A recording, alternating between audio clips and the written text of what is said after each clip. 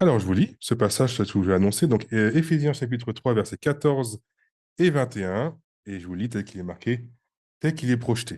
À cause de cela, je fléchis les genoux devant le Père, de qui toute famille dans les cieux et sur la terre tire son nom, afin qu'il vous donne, selon la richesse de sa gloire, d'être puissamment fortifié par son esprit dans l'homme intérieur, en sorte que Christ habite dans vos cœurs par la foi, étant enraciné et fondé dans l'amour, que vous puissiez comprendre avec tous les saints quelle est la largeur, la longueur, la profondeur et la hauteur, et connaître l'amour de Christ, qui surpasse toute connaissance, en sorte que vous soyez remplis jusqu'à toute la plénitude de Dieu.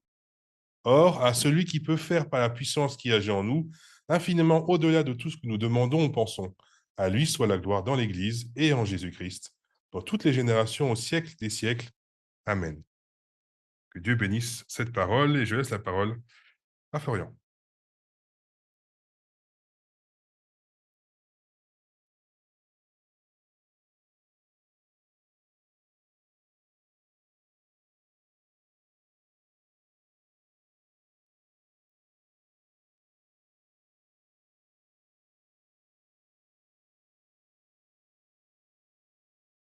Alors, bien le bonjour à tout le monde.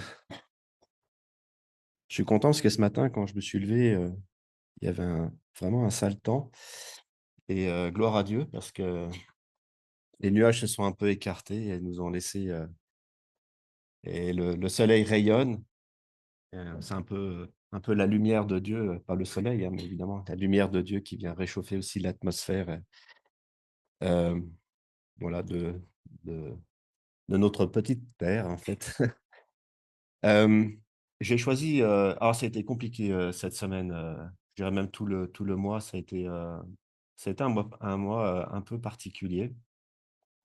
Pour certains d'entre vous savent que je suis maintenant, officiellement au chômage. Voilà, je suis en recherche d'emploi et j'en suis arrivé en fait donc à ce titre-là, après avoir changé au moins 3 fois ou 4 fois le titre. Parce que Dieu m'a montré précisément il y a quelque temps, un texte qu'on retrouve que vous pouvez lire dans Maranatha. Alors je vais juste annuler certains trucs pour pas qu'ils m'embêtent. Un texte qui m'a profondément bouleversé et que j'avais, en fait, donc chaque matin on se réunit, on fait les fameuses réunions de prière. Je fais juste une parenthèse, avec Christiane, on se disait: «Bah, peut-être qu'on va modifier les horaires pour qu'il y ait plus de monde». Donc, libre à vous de faire remonter ces informations, soit via, le groupe d'église, voilà, si vous êtes intéressés, parce que du coup, on se retrouve qu'à 2. Donc, avant, on était bah, là, à l'heure actuelle, c'est à 8h15 parce qu'à l'époque, avec Christiane, on avait mis 8h, après 8h, enfin bon, bref, ça arrivait à cette heure-là. Il Ce faut qui est pas juste je suis Oui, sûre, hier, vas-y. Samuel, il a pu. Le vendredi, il peut. J'étais contente. Samuel. D'accord, Mmh. OK. Donc en fait, bon, l'idée, c'était de voir si on peut modifier l'horaire et puis, avoir, peut-être un peu plus de monde le matin, voilà. Je sais que nous, on se réunissait à 14h parce qu'à l'époque, tu travaillais. Maintenant, tu peux peut-être venir le matin. En fait, c'est un appel. C'est c'est un petit appel parce que je me dis qu'on a besoin de se soutenir les uns les autres et puis, sincèrement, c'est une lutte de chaque jour. Chaque jour, je me dis: «Bon allez, j'arrête tout ça, ça sert à rien». Mais quand je vois la joie, que communique Christiane, qu'elle me communique aussi, elle joue au piano, enfin voilà, donc merci à toi Christiane finalement de mettre aussi un peu de baume à tout ça. J'aime Et beaucoup. Ça fait du bien. Je suis très contente de commencer ma journée avec ça et toute la amen, journée, je suis heureuse. Amen, oui. amen, amen. Et c'est vrai que pour en revenir à ce que je disais au tout départ, donc là on a vécu ouais, un mois particulier parce qu'en fait, mon employeur en fait, ne m'a pas payé le mois de juillet. Et donc chaque jour qui passait, je consultais les comptes et ils bougeaient pas. Et évidemment, alors je dirais que Dieu est un Dieu pourvoyant, donc je me s j'ai pas eu de soucis particuliers parce qu'il avait déjà un peu pourvu. Mais ça m'angoissait, en fait. Et, et donc, à travers ce message, je vais vous partager un petit peu le fait que, il faut avoir confiance en Dieu, mais Dieu nous demande, en fait, d'aller dans une certaine direction. Et c'est pour ça que j'ai titré, j'ai fait ce titre: «La perfection chrétienne». Donc, là où je voulais un petit peu en venir, pas faire une intro trop longue, mais, c'est qu'on passe tous par des phases qui sont complexes et je dirais que c'est un point, marquant de la fin des temps, c'est que j'ai l'impression que c'est beaucoup plus costaud qu'avant. C'est-à-dire qu'avant, on passait par des périodes, ça allait pas bien, puis après c'était pendant longtemps, ça allait bien, puis après de nouveau pas bien. Et là, j'ai l'impression que les séquences font comme les douleurs de l'enfantement, c'est-à-dire qu'elles sont de plus en plus régulières. Et et ça nous oblige aussi quelque part à, à nous alors soit à resserrer les rangs, mais ça nous oblige aussi à rentrer dans une intimité beaucoup plus, profonde avec Dieu. Mais ça, c'est pas le propre de l'homme. Le propre de l'homme, c'est quand ça va mal, c'est de se renfermer sur soi, de murmurer, de gémir et toutes ces choses-là, malheureusement, nous conduisent à parfois même, peut-être, de manière, qu'on n'aurait pas souhaité, mais peut-être un peu à tourner, le dos à Dieu ou à je dis pas non plus de le mettre complètement de côté, mais dans notre incompréhension et parfois dans notre colère, on est amené à des réactions qui sont à l'opposé de ce qu'on aimerait être. L'apôtre Paul dit: «Je ne fais pas les choses que j'aimerais faire». D'accord? Et donc il se sent qu'il est prisonnier de tout ça. Vous connaissez ces textes. Pour en revenir au texte qui m'avait un petit peu interpellé, ça se trouve, dans Testimonies Treasure volume 2, excusez-moi pour mon anglais. Et en fait, il y a un autre texte dans les témoignages pour l'Église, volume 3, mais en anglais, page 267. Et il dit: Remarquez bien ceci, les enfants de Dieu reçoivent la marque de la vérité, écrite en eux par la puissance du Saint-Esprit. C'est l'œuvre». Alors là, elle parle, vous savez, du fameux texte où on voit, Ézéchiel 9 qu'on a eu à partager, que frère, Antoine Thomas nous avait partagé et on voit un homme vêtu de fin lin et tout ça, donc c'est pour ça qu'elle en parle. «C'est l'œuvre accomplie par l'homme vêtu de fin lin, ce sont ceux qui soupirent et gémissent, pardon, à cause de toutes les abominations qui se commettent dans l'Église». Et mon propos, c'est plutôt ici, ceux qui ne sentent pas peser sur eux leur propre déchéance spirituelle et qui ne pleurent pas sur les péchés des autres ne recevront pas le sceau de Dieu. Ceux qui professent observer le sabbat ne seront pas tous scellés. C'est dur, hein? Même parmi ceux qui enseignent la vérité aux autres. Il y en a beaucoup qui ne recevront pas le sceau de Dieu sur leur front. Ils reçurent la lumière de la vérité, ils connurent la volonté de leur maître, ils comprirent chaque point de notre foi, mais ils n'accomplirent pas les œuvres correspondantes. Ceux qui connurent aussi la prophétie et les trésors de la sagesse divine auraient dû agir en accord avec la foi. Et quand j'ai lu ça, je me suis dit: «Waouh!» heu, finalement, on pense, bah, on vient à l'église, bon, on enseigne, enfin bref, on fait des choses et je me dis: «Ben, finalement, c'est pas c'est pas ça, en fait, qui fait qu'on sera marqué du sceau de Dieu». Alors j'ai dit: «Mais qu'est-ce qui va nous marquer?» Et puis, elle continue comme ça, elle nous dit: «Personne parmi nous ne recevra le sceau de Dieu, tandis que nos caractères ont une tâche». Ah, je dis: «Voilà la réponse. C'est à nous de remédier à nos défauts de caractère, de purifier le temple de l'âme de toute contamination. Alors la pluie de l'arrière-saison tombera sur nous, comme la première pluie tomba sur les disciples lors de la Pentecôte». Elle dit: «Ceux qui s'unissent au monde sont façonnés par lui et se préparent pour la marque de la bête. Ceux qui ne placent pas leur confiance en eux-mêmes, qui s'humilient devant Dieu et purifient leurs âmes en obéissant à la vérité, sont ceux qui recevront l'empreinte céleste et se préparent à la réception du sceau de Dieu sur leur front».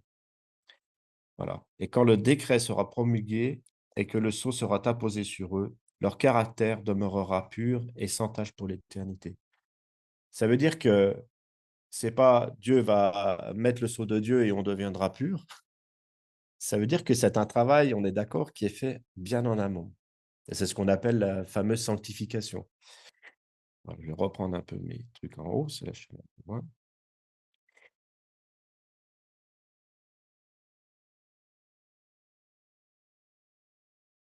Alors, d'habitude, c'est structuré, mais là, j'en ai mis partout. Donc, je vais aller un peu en haut à droite.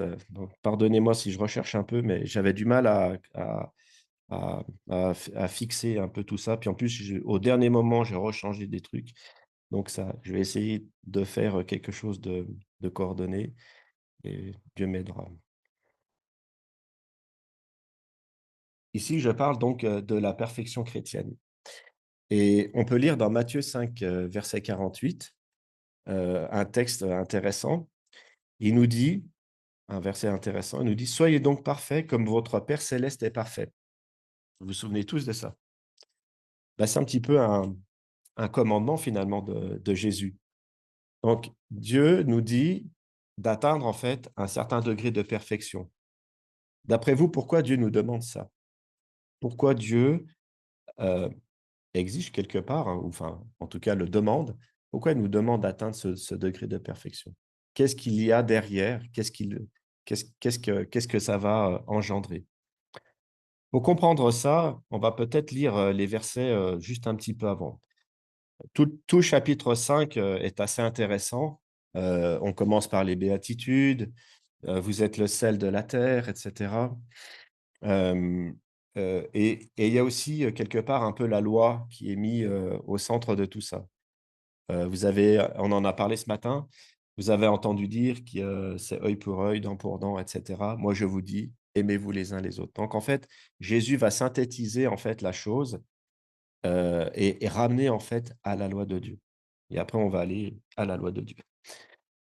Mais j'ai pris les derniers versets parce que sinon ça aurait fait trop long, à partir du verset 43. Vous avez appris qu'il a été dit: «Tu aimeras ton prochain, tu haïras ton ennemi». Mais moi je vous dis: aimez vos ennemis, bénissez ceux qui vous maudissent, faites du bien à ceux qui vous haïssent et priez pour ceux qui vous maltraitent et qui vous persécutent. Faire tout ça, ça revient à quoi? Verset 45 nous donne la réponse: «Afin que vous soyez fils de votre Père qui est dans les cieux». Vous vous rendez compte? Nous sommes enfants de Dieu, nous nous réclamons enfants de Dieu. Et Dieu nous dit: «OK, pas de souci. Si vous voulez être les enfants de Dieu, alors bénissez ceux qui vous maudissent. Faites du bien à ceux qui vous haïssent et priez pour ceux qui vous maltraitent». Et moi, cette semaine, alors, alléluia, j'ai enfin, eu mon salaire le 26 août quand même.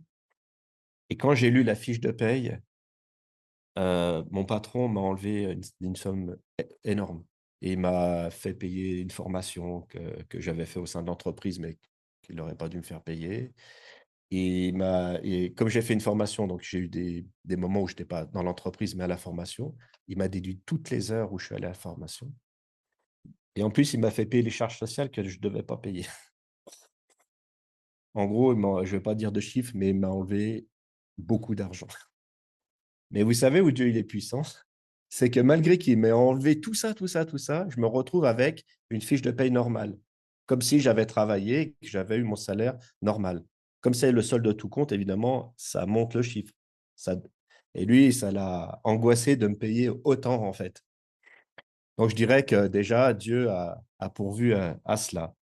Mais quand je relisais, alors évidemment, mon cœur s'est emballé. J'ai été en colère, mais comme jamais, quoi.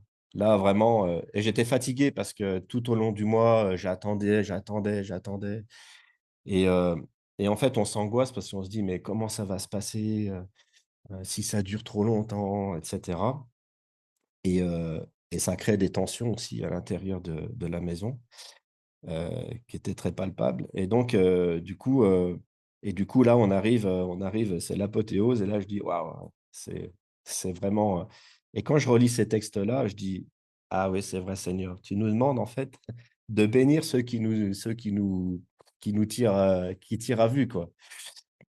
Vous savez, quand on lit le texte et puis qu'on n'a pas de problème, on se dit, ah ouais, mais oui, le Seigneur doit nous dire ça, en fait. Hein, c'est marqué hein, dans la Bible.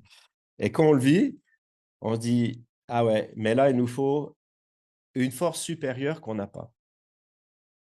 Et cette force-là, on doit la réclamer.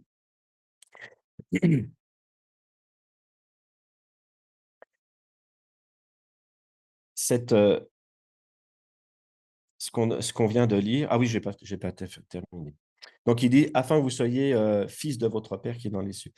Donc, et il continue, il dit, ben, vous savez, il fait lever son soleil sur les méchants et sur les bons. Voilà, nous, on est peut-être gentils, on se considère gentils, mais il y en a qui ne sont pas très gentils, mais il fait quand même lever son soleil sur tout le monde. Ça montre quoi? Ça montre l'amour de Dieu. Peu importe en fait ce qui se passe. Alors, la Bible nous enseigne qu'il ne laissera pas impuni celui qui reste dans le péché. Enfin, il y aura les conséquences, entre guillemets. Il fait aussi pleuvoir sur les justes et sur les injustes. Il n'y a pas de distinction. Donc, et Jésus terminera. Et si vous aimez ceux qui vous aiment, quelle récompense méritez-vous? Les publicains aussi n'agissent-ils pas de même? Et si vous saluez seulement vos frères, que faites-vous d'extraordinaire? Les païens aussi n'agissent-ils pas de même? Et c'est là qu'il termine et qui conclut en fait. Alors soyez donc parfaits comme votre Père céleste est parfait. La perfection chrétienne, c'est un gros problème en fait, parce que on a un niveau, il y a un niveau qui est demandé quelque part. Je vous lirai des passages aussi d'Ellen White qui parlent de ça. Et, heu et en fait, on s'aperçoit qu'on rame tous, enfin, on galère, quoi.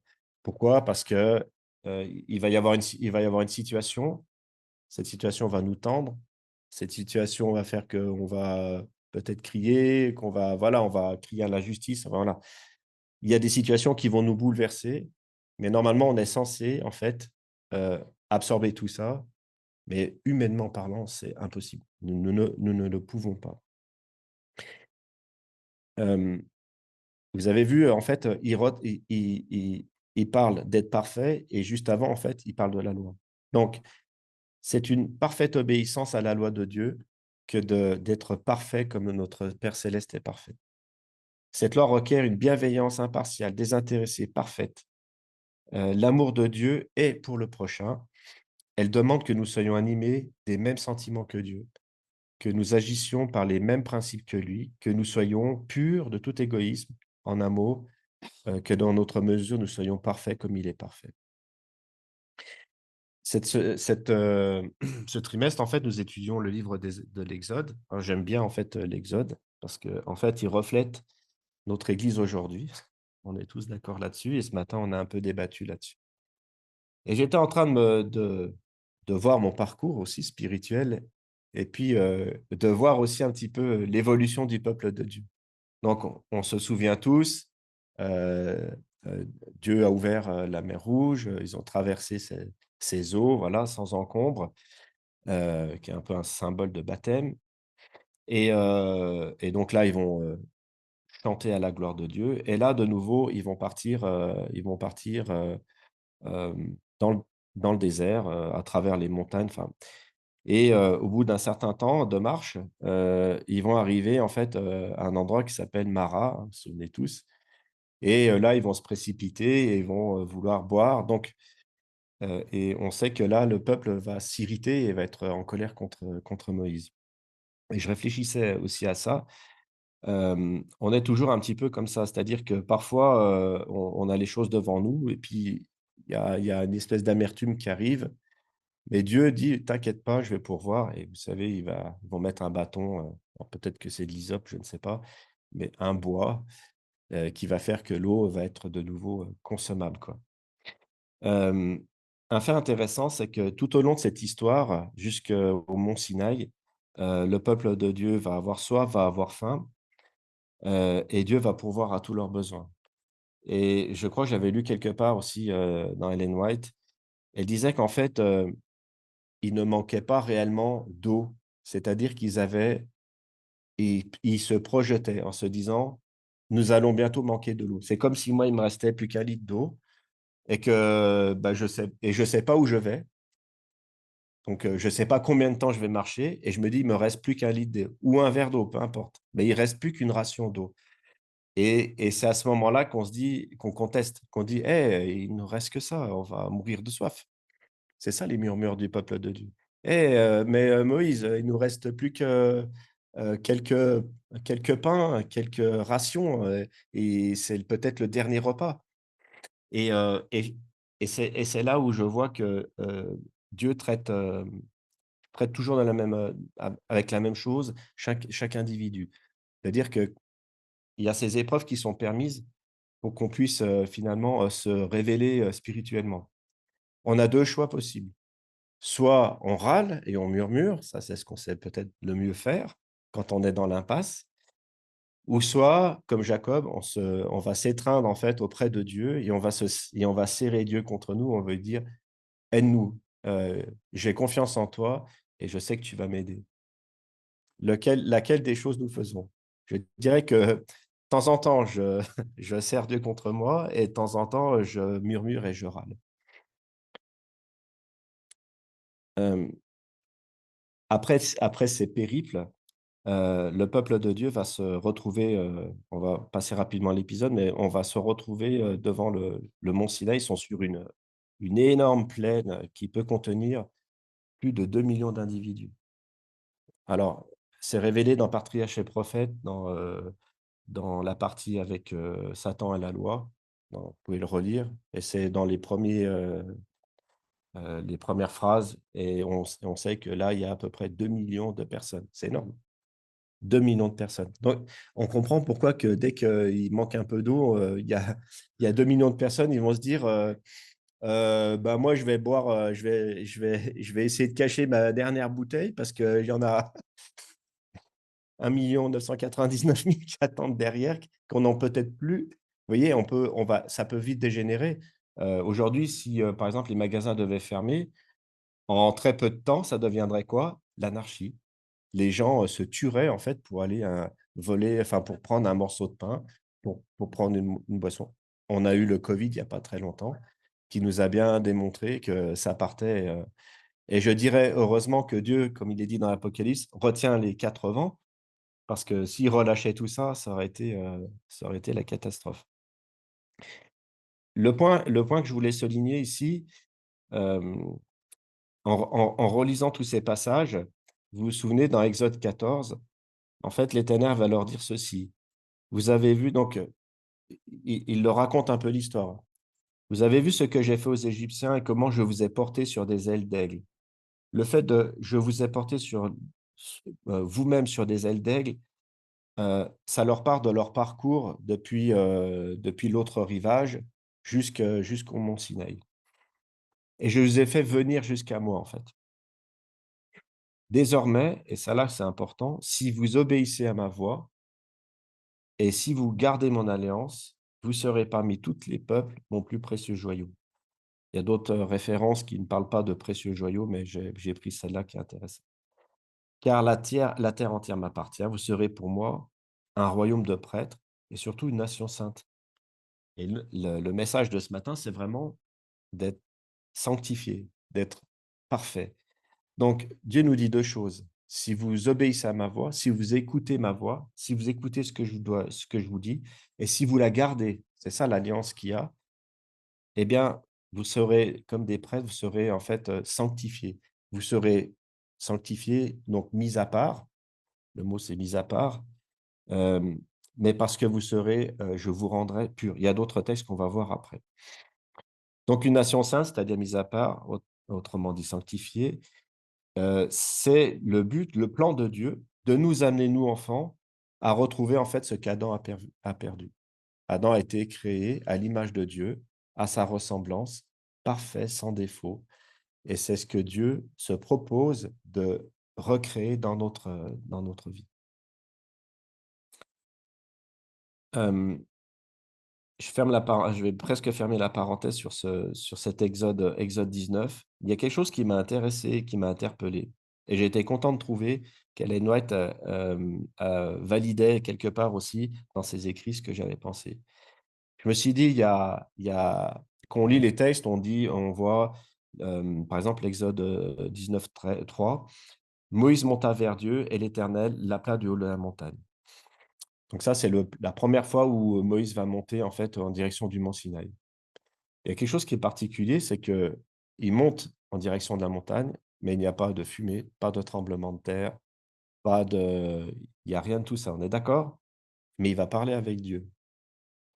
Alors avec qui parle-t-il? Première question. On continue. Exode 19, 9. Et l'Éternel dit à Moïse, voici, je viendrai vers toi dans une épaisse nuée, afin que le peuple entende quand je parlerai, et qu'il ait toujours confiance en toi. Moïse rapporta les paroles du peuple à l'Éternel. 19, verset 16. Le troisième jour au matin, il y eut des tonnerres, des éclairs et une nuée épaisse sur la montagne. Le son de la trompette retentit fortement, et tout le peuple qui était dans le camp fut saisi d'épouvante. Verset 18. La montagne de Sinaï était toute en fumée, parce que l'Éternel y était descendu au milieu du feu. Cette fumée s'élevait comme la fumée d'une fournaise, et toute la montagne tremblait avec violence. Ah oui, alors il y a une sacrée différence. La première fois, Moïse monte vers Dieu, la montagne ne tremble pas, il n'y a pas de toutes ces choses-là. Et là, sur ce coup-là, il y a une autre chose.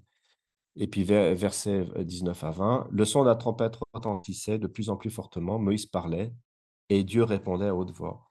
Ainsi l'Éternel descendit sur la montagne du Sinaï. Sur le sommet de la montagne, l'Éternel parla, appela Moïse sur le sommet de la montagne, et Moïse monta. Où je veux en venir? Quand j'ai relu ces textes, je me suis dit, il y a quelque chose d'intéressant. La première fois qu'il monte sur la montagne, la personne qui va voir, pour moi, c'est le Christ, c'est Jésus. Et ensuite, Jésus lui dit, prépare le peuple, et dans 3 jours, il dit, je vais revenir, entre guillemets. Mais la chose intéressante, c'est que c'est le Père lui-même, en fait, qui vient donner sa loi au mont Sinaï. Jésus aurait pu le faire, mais c'est le Père. Et en fait, j'avais le doute parce qu'il y a ce fameux texte au milieu qui dit, je crois que c'est au verset 19. Ouais, je crois que c'est le verset 19. Voici, je viendrai vers toi dans une épaisse fumée. Donc, voilà. Et la chose intéressante, c'est qu'Ellen White dit qu'il y a le Père et le Fils qui sont à ce moment-là sur la montagne sainte. Elle le dit dans Patriarches et Prophètes, dans le chapitre 29. Et quand j'ai lu ça, j'ai dit, OK, alors j'avais quelque part vu juste. C'est juste une parenthèse, c'est juste pour vous dire que c'est le Père lui-même, en fait. Il ne l'a pas donné depuis son trône là-haut. Il s'est déplacé pour donner sa loi, parce que sa loi, c'est lui, ça concerne lui, c'est son caractère. Et il était important, en fait, qu'il donne sa loi. Et le point où je veux en arriver, parce que je voulais développer là-dessus, mais c'est trop long, c'est ce qu'on a lu tout à l'heure. Si vous obéissez à ma voix, on doit obéir à la voix de Dieu. Et ces commandements-là nous garantissent, en fait, finalement, de rentrer dans cette sanctification. Donc, on doit demander à Dieu, comme Ellen White nous dit d'ailleurs, les 10 commandements, c'est 10 promesses. Donc, Dieu nous promet qu'on peut arriver, en fait, au but auquel nous sommes tous appelés, c'est-à-dire à être sanctifiés par lui. Mais on a besoin de Jésus. La clé, elle est en Christ. Donc, sans Christ, en fait, on ne peut pas avoir cet accès au Père. Je reprends Jean 14, par exemple. On a besoin de Jésus pour aller dans cette dimension-là.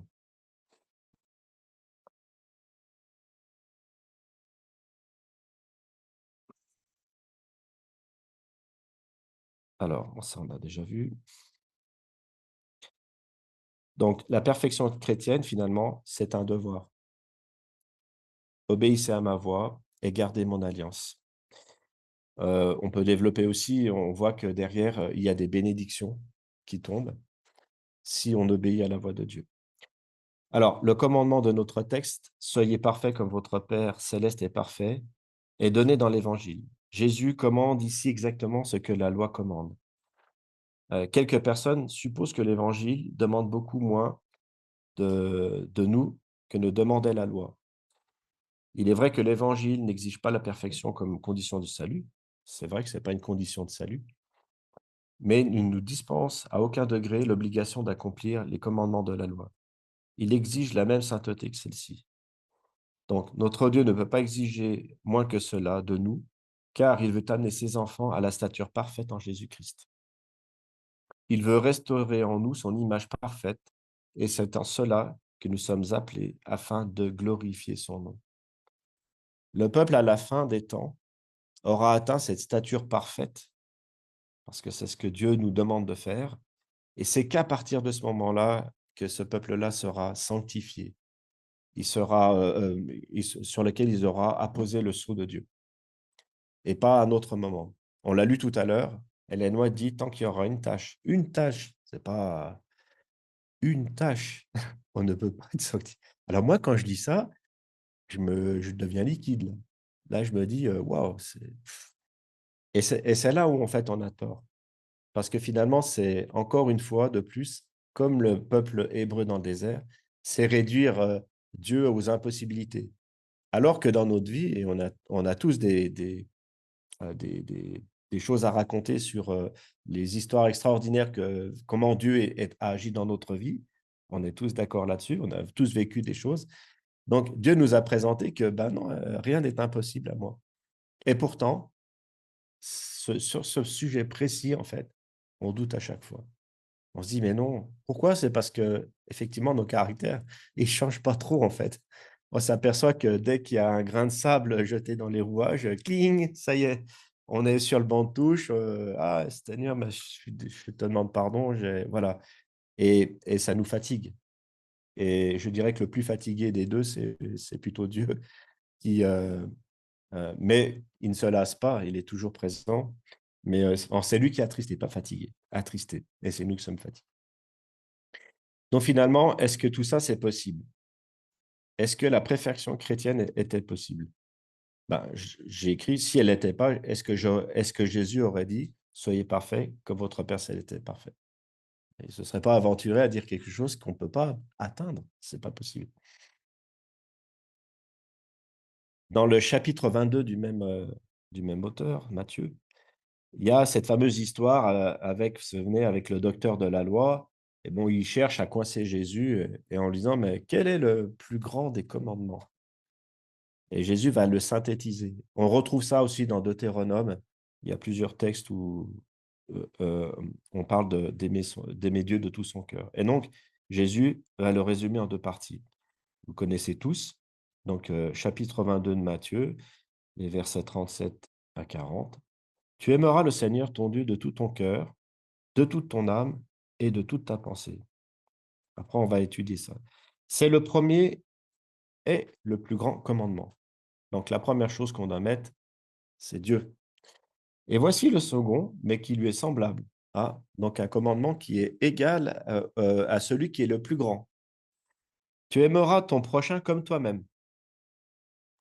Ces deux commandements dépendent toutes de la loi et des prophètes. Donc, tout ce qui est synthétisé, tout ce qu'on avait vu encore ce matin, les trucs additionnels, on a vu pendant l'école du sabbat, Dieu essaye d'expliquer à des gens qui ne veulent pas trop comprendre. Donc, il est obligé de mettre un peu si jamais il arrive ça, il faut faire ça, etc. Mais tout est synthétisé finalement dans ça. C'est-à-dire que si j'aime Dieu, le fait d'aimer mon Seigneur, mon Dieu, de tout mon cœur, de toute mon âme, de toute ma pensée, c'est ce qui va faire aussi que je vais pouvoir aimer mon prochain comme moi-même. Parce que c'est Dieu qui mettra en moi cet amour que je ne possède pas. La Bible, les Écritures nous enseignent que nul ne recherche Dieu, pas un seul. Elle nous enseigne aussi que tous sont pécheurs, qu'il n'y a pas un seul juste. Alors, et pourtant, la- la- le projet de Dieu, c'est de faire de nous, en fait, des pépites, des joyaux. Comme on l'a vu tout à l'heure, quand je vous l'ai lu, euh, dans la première partie, je vais simplement le relire. Il dit: «Vous serez parmi tous les peuples mon plus précieux joyau». Donc Dieu veut nous transformer en bijoux. pour faire un bijou, il faut enlever d'abord les premiers. D'ailleurs, un bijou, une pierre précieuse, ça se retrouve enfermé dans une pierre. Donc, il doit casser cette pierre-là et ensuite, il doit enfin, la tailler, etc., la polir pour qu'enfin, ça devienne quelque chose d'extraordinairement beau. C'est le projet de Dieu que nous resplendissions de cette manière-là. Imaginez, nous serons des joyaux dans le ciel. Nous rayonnerons de la gloire de Dieu. C'est un beau projet. Donc ça, j'ai lu. La parfaite sanctification, trop long. La parfaite sanctification est la grande bénédiction promise partout dans la Bible.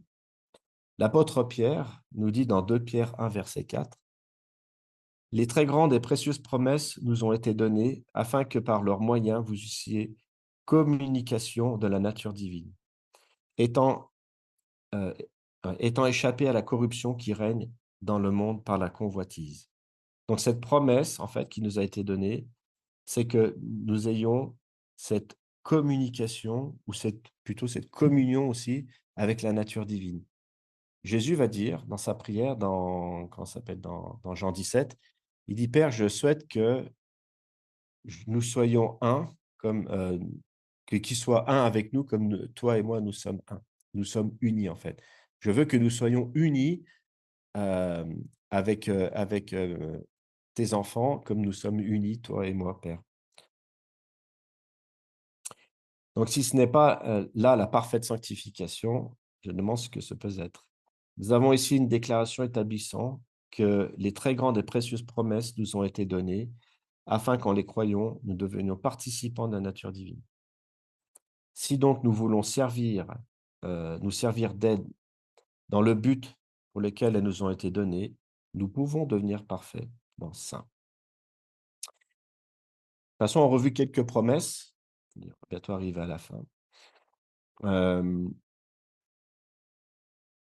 Dans 2 Timothée, verset 14, il nous dit que Jésus-Christ a été donné afin de sanctifier un peuple particulier. Alors encore une fois, afin de le mettre à part, mais dans le mot aussi sanctifier, c'est rendre saint, c'est rendre parfait. Donc, Christ a été donné pour que nous devenions parfaitement saints.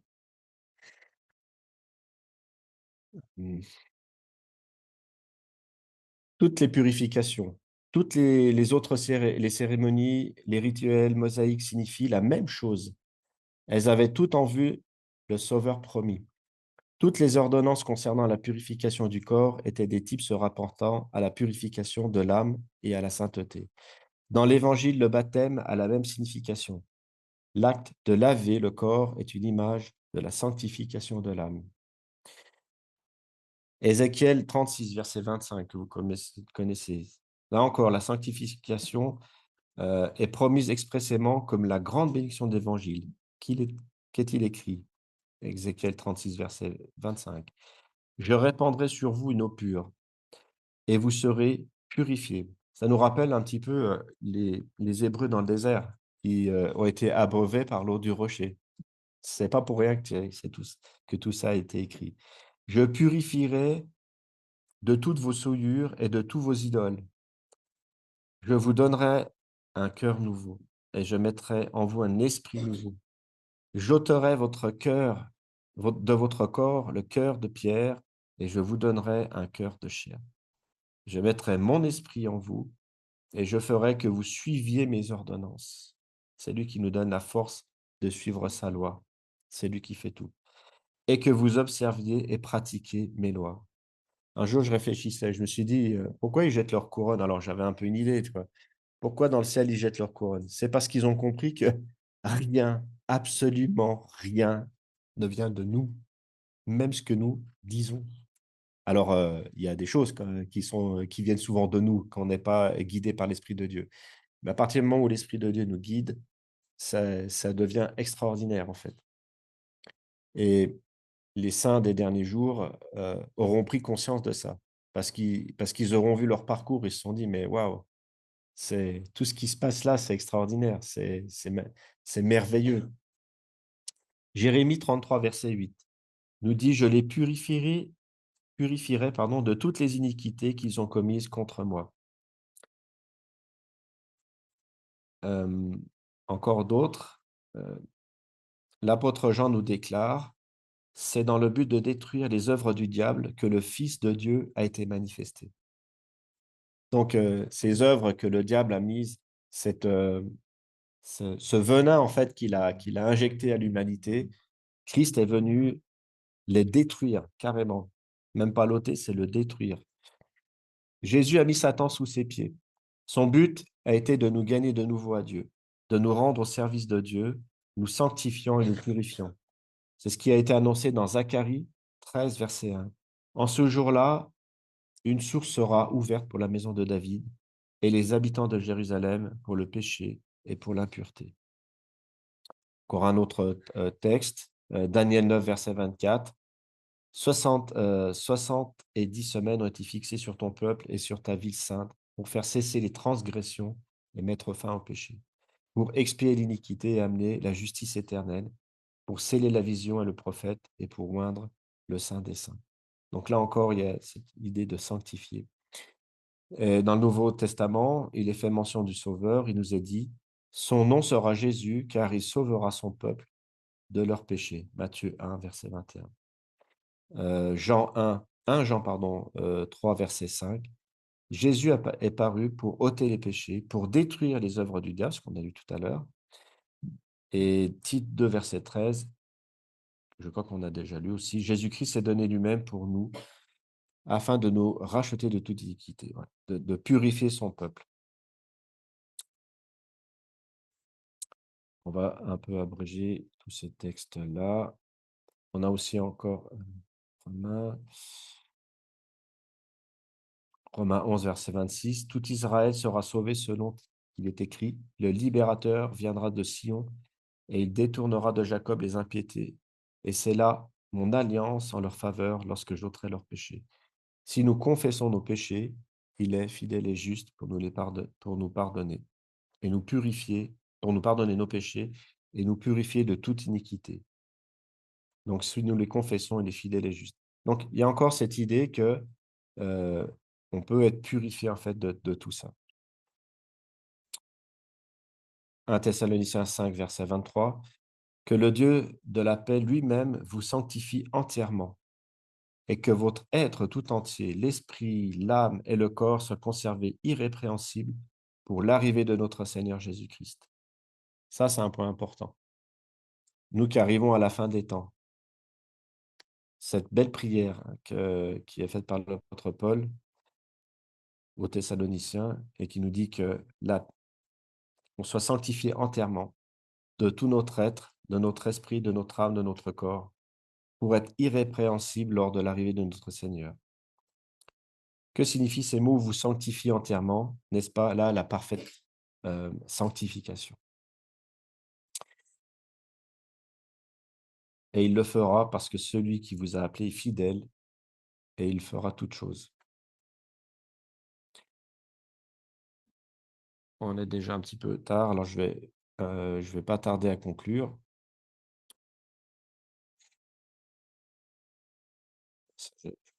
Je vais vous lire simplement quelques passages que j'avais notés sur Ellen White, qui nous parlent en fait de la perfection, le sommet de la perfection chrétienne. Donc elle reprend le texte que nous avons lu tout à l'heure, Éphésiens 3:20. Elle prend surtout la dernière partie. Or, à celui qui peut faire, par la puissance qui agit en nous, infiniment au-delà de tout ce que nous demandons ou pensons, à lui soit la gloire.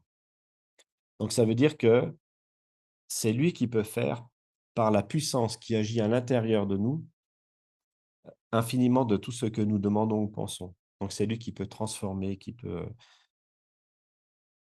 faire qu'on devienne ses enfants parfaits. Ellen White nous dit ceci: si vous faites de Dieu votre forteresse, vous pourrez parvenir, même dans les conditions les plus décourageantes, donc ça s'adresse à ceux qui rament, à des hauteurs dans la perfection chrétienne qui vous semblent maintenant impossibles d'atteindre.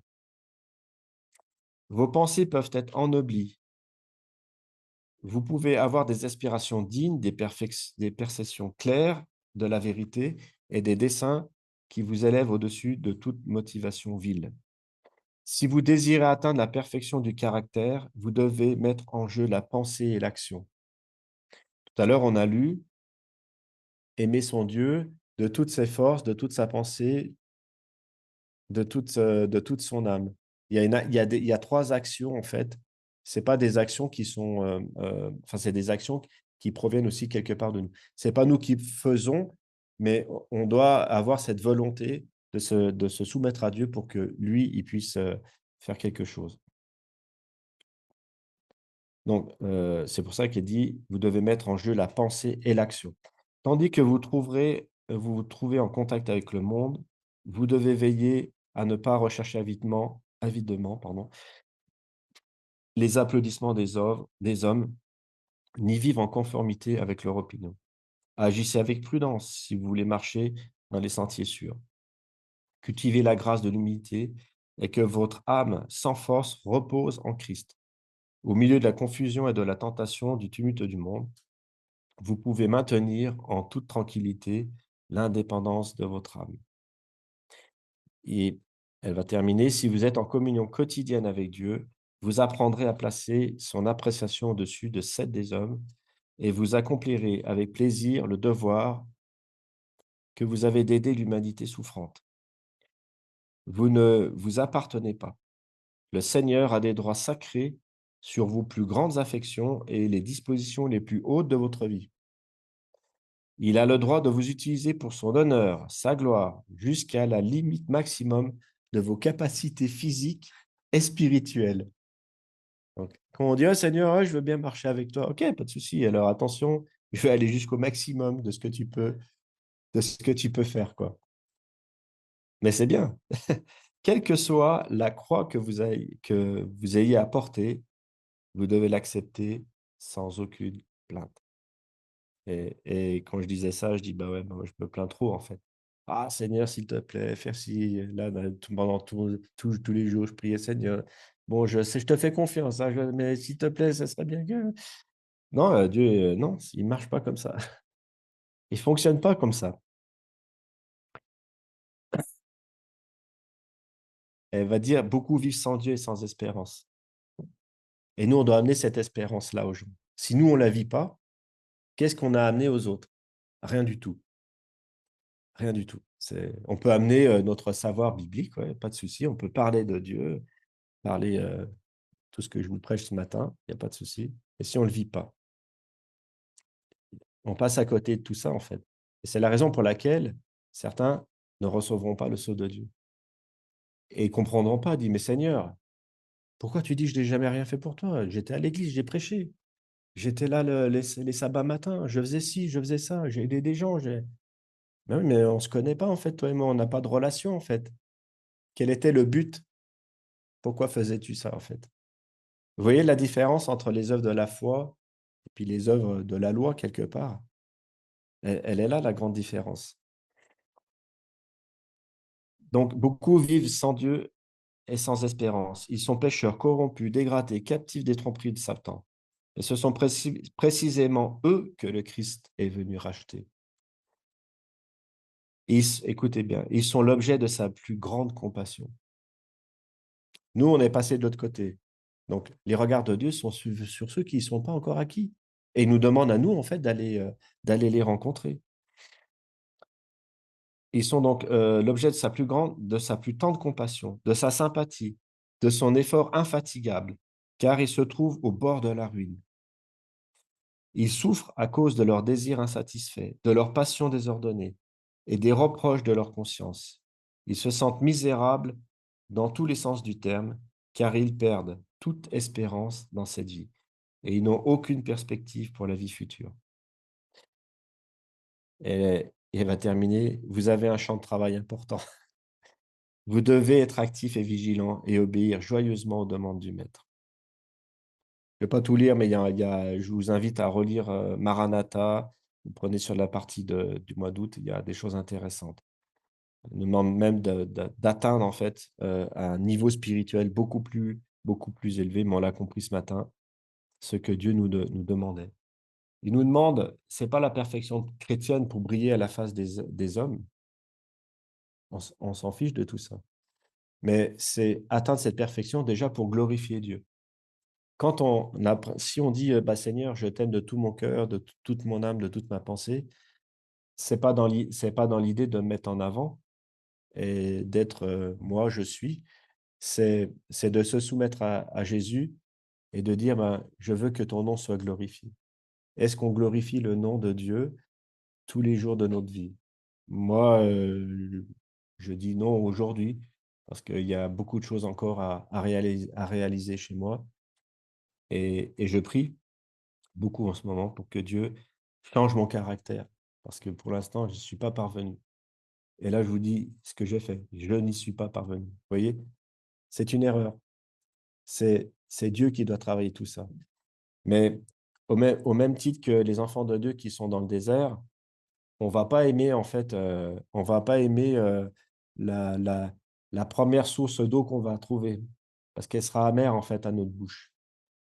On aura un goût amer parce qu'on a une vie et Dieu nous dit: «Cette vie-là, tu la mets de côté» et ça nous laisse un goût amer parce qu'on doit changer de vie. On doit changer de on doit changer de registre. On doit abandonner et tout ça, ça fait mal qu'on doit abandonner. On doit abandonner nos anciens schémas en fait. En psychologie, cognitive, ils parlent d'un schéma, d'un processus qui fait que ça fait une boucle et on fait toujours la même boucle. On fait toujours les mêmes choses dans le même ordre. «Ah, je me sens comme ça.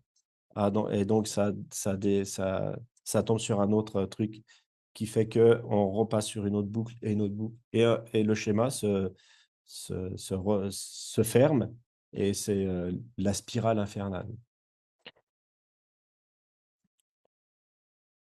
Donc, comme vous l'avez compris ce matin, quelque part, Dieu nous appelle, à être parfaits. Je vais peut-être faire cette dernière citation, d'Ellen White. Elle reprend aussi dans ce même texte de Matthieu 5, 48. Notre Sauveur comprend parfaitement la nature humaine. Il nous comprend, il sait comment nous sommes et dit à chacun de nous: «Soyez donc parfaits comme votre Père céleste est parfait». Comme Dieu est parfait dans sa sphère, ainsi l'homme doit l'être dans la sienne. Ces paroles pleines d'espérance sont adressées à nous qui avons reçu Christ. Mais à tous ceux qui ne l'ont pas reçu, à ceux qui croient en son nom, elle a donné le pouvoir de devenir enfants de Dieu. Elle nous indique que nous ne devons pas nous conformer avec ce qui est inférieur au caractère remarquable et élevé, formé à la ressemblance divine. Quand on possède un tel caractère, la vie, la foi, la pureté de la religion constituent un exemple instructif pour les autres, ce qu'on disait tout à l'heure. Ceux qui attendent un changement de caractère magique sans un effort décisif de leur part pour vaincre le péché vont au-devant d'une déception. Ça, on le sait. Aussi longtemps que nous regardons à Jésus, nous n'avons rien à craindre. Aucune raison de douter de ceci. Il est capable de sauver parfaitement tous ceux qui viennent à lui. Cependant, il faut toujours craindre que la vieille nature reprenne le dessus. C'est ce qu'on disait encore ce matin à l'école du sabbat. Et que l'ennemi, voilà, que l'ennemi n'imagine quelques pièges pour nous rendre à nouveau captifs. Il faut travailler à notre salut avec crainte et tremblement, sachant que c'est Dieu qui opère en nous le vouloir et le faire selon son bon plaisir. Avec nos moyens limités, nous devons être saints dans notre sphère comme Dieu est saint dans la sienne. Dans la mesure de nos capacités, nous devons manifester la vérité, l'amour et l'excellence du caractère divin. Et là, c'est bien, c'est comme la cire reçoit l'empreinte du sceau, notre âme doit subir l'empreinte de l'Esprit de Dieu et retenir l'image de Christ. Voilà le sceau de Dieu. Paf, c'est l'image, c'est l'empreinte de l'image de Christ. Jour après jour, nous devons croître en amabilité spirituelle. Souvent, nous ne réussissons pas à copier le modèle divin. Il nous faudra plus d'une fois pour nous prosterner aux pieds de Jésus et pleurer sur nos manquements et nos fautes. Et nous ne décourageons pas. Prions avec plus de ferveur, croyons plus fortement, efforçons-nous à nouveau, avec plus de résolution, de grandir à la ressemblance du Seigneur. Dans la mesure où nous nous défierons pardon, de notre propre force, nous nous confierons à la puissance du Rédempteur et nous rendrons gloire au Seigneur, qui est le salut de notre face et de notre Dieu. Et là, je vais terminer par un verset.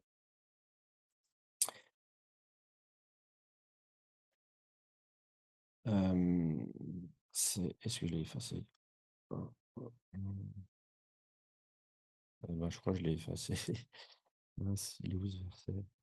C'est tac, tac, tac, tac, s'il était là. Tac. Non, je l'ai effacé.